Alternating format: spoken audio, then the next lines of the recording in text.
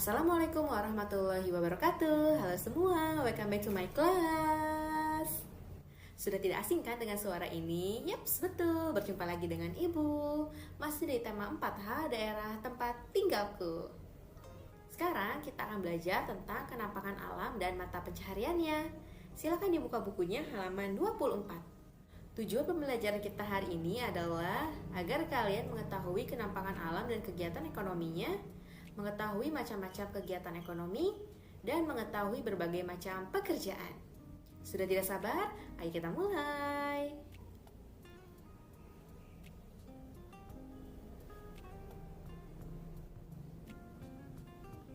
Setiap daerah memiliki potensi alamnya masing-masing sehingga mempengaruhi pekerjaan masyarakatnya. Pertama, kenampakan alam dan mata pencahariannya. Keadaan lingkungan dapat mempengaruhi mata pencaharian atau pekerjaan orang-orang yang tinggal di dalamnya. Misalnya, mata pencaharian orang yang tinggal di dataran tinggi tentu saja berbeda dengan mata pencaharian orang yang tinggal di daerah pantai. Ayo kita lihat penjelasannya satu persatu, check it out. Kenampakan alam itu ada yang di perairan dan ada yang di daratan. Kalau di perairan ada pantai, sungai, dan danau. Sedangkan di daratan ada dataran rendah, dataran tinggi, dan pegunungan. Pertama, pantai. Pantai merupakan salah satu bagian dari dataran rendah. Bagi masyarakat pantai, laut merupakan sumber penghidupannya. Iklimnya yang panas juga mempengaruhi karakter dan kebiasaan masyarakat daerah pantai. Misalnya, berpakaian tidak tebal dan menyerap keringat. Masyarakat daerah pantai biasanya hidup dengan cara budidaya ikan di tambak, menjadi petani garam, menjadi nelayan,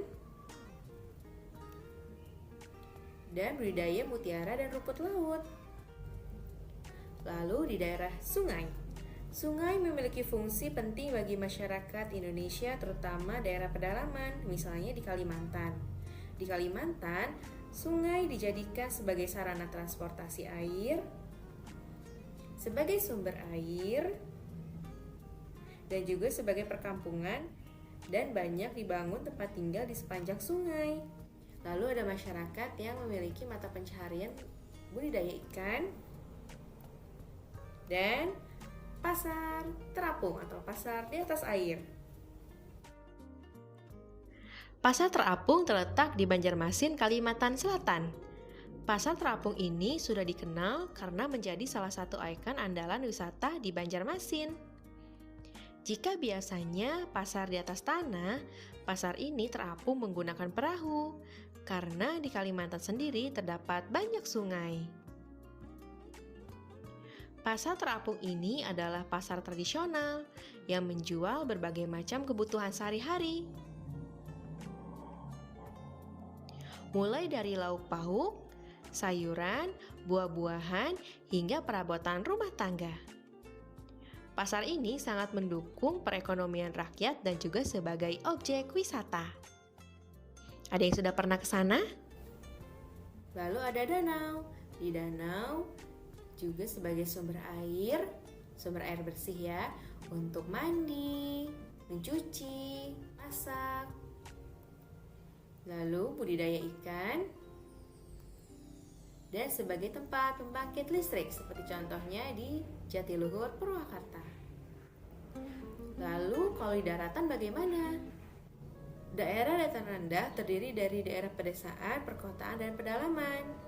Daerah dataran rendah yang landai merupakan lahan yang baik untuk dijadikan lahan pertanian dan perkebunan, terutama palawija. Kondisi yang demikian semakin didukung oleh iklim Indonesia yang tropis. Oleh karena itu, masyarakat di daerah pedesaan di dataran rendah banyak yang berprofesi sebagai petani. Kalau di perkotaan, kehidupan masyarakatnya lebih beragam karena terdiri dari berbagai suku, bangsa, agama, dan golongan. Biasanya untuk melangsungkan hidup, masyarakat di perkotaan tidak mengandalkan alam. Mereka lebih mengandalkan keterampilan dan keahlian. Misalnya menjadi guru, karyawan, atau pedagang.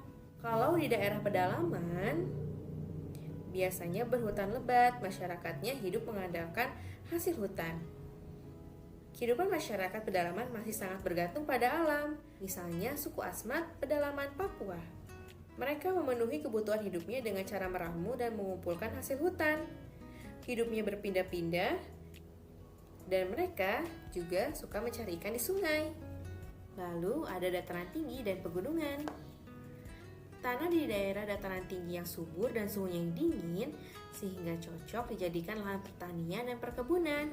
Oleh karena itu, masyarakat di daerah dataran tinggi sebagian besar hidup dengan bercocok tanam.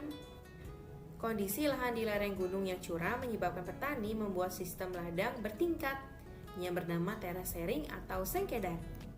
Selain karena pemandangan yang indah dan udara yang segar, daerah dataran tinggi juga banyak dijadikan sebagai daerah tujuan wisata. Hotel gantung ini terdapat di Purwakarta, Jawa Barat. Tepatnya di Gunung Parang, Kecamatan Tegalwaru, menjadi hotel gantung pertama di Asia loh.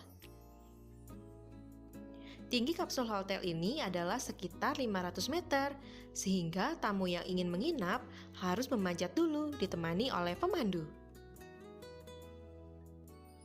Harga untuk menyewa kamar ini adalah 4 juta rupiah semalam dengan fasilitas kamar berupa pendingin ruangan, tempat tidur, televisi, toilet portable, microwave, galon, dan wastafel.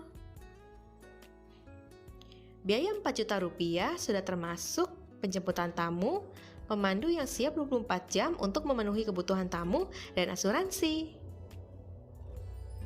Dengan didirikannya hotel gantung ini, diharapkan dapat meningkatkan pariwisata di Purwakarta dan meningkatkan ekonomi penduduk di sekitar hotel dengan menjadi pemandu, karyawan hotel, restoran, dan toko souvenir. Sekarang tugas kalian adalah ayo mengamati halaman 26 di tema 4H. Amatilah gambar di bawahnya, kemudian sebutkan pekerjaan yang banyak dilakukan oleh orang-orang yang tinggal di daerah tersebut. Kalian pasti sudah sering mendengar kata-kata ini. Produksi, distribusi, dan konsumsi. Produksi adalah kegiatan menghasilkan barang. Dia menghasilkan barang mentah menjadi barang jadi. Orang yang melakukan kegiatan produksi disebut produsen. Lalu setelah produksi ada distribusi. Distribusi adalah kegiatan menyalurkan barang hasil dari produksi. Dan orang yang melakukan kegiatan menyalurkan barang disebut distributor. Setelah disalurkan, lalu barang dikonsumsi. Konsumsi adalah kegiatan menghabiskan atau memakai barang. Orang yang menghabiskan atau memakai barang disebut konsumen. Contohnya seperti ini. Barang yang dibuat di pabrik atau diproduksi di pabrik sudah jadi, lalu didistribusikan atau disalurkan. Bisa lewat transportasi darat, laut, atau udara. Lalu barang sampai ke agen, dari agen lalu ke pedagang besar, dari pedagang besar lalu ke pedagang kecil. Setelah itu dibeli oleh konsumen, sampailah ke rumah. Dan yang terakhir adalah berbagai macam pekerjaan.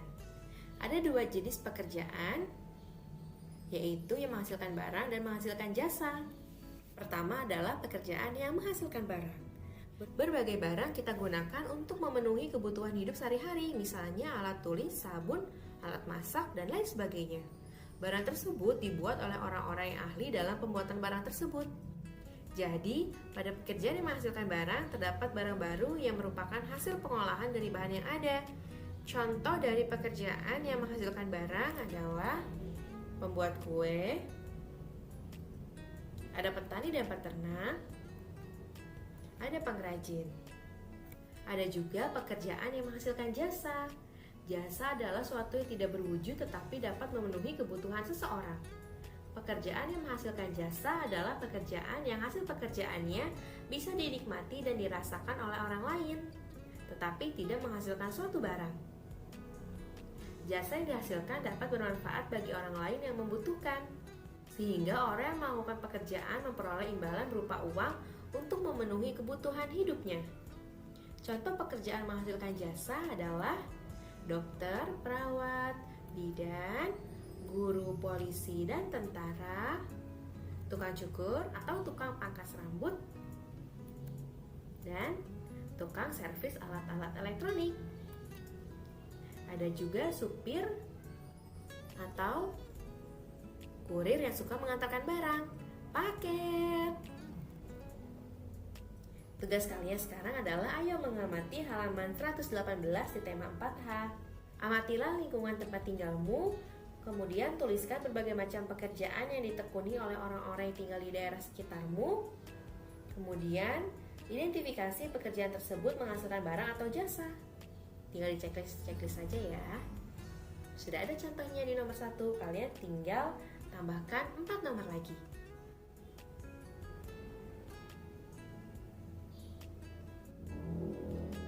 Terima kasih sudah menonton video ini. Sampai jumpa di video selanjutnya. Wassalamualaikum warahmatullahi wabarakatuh.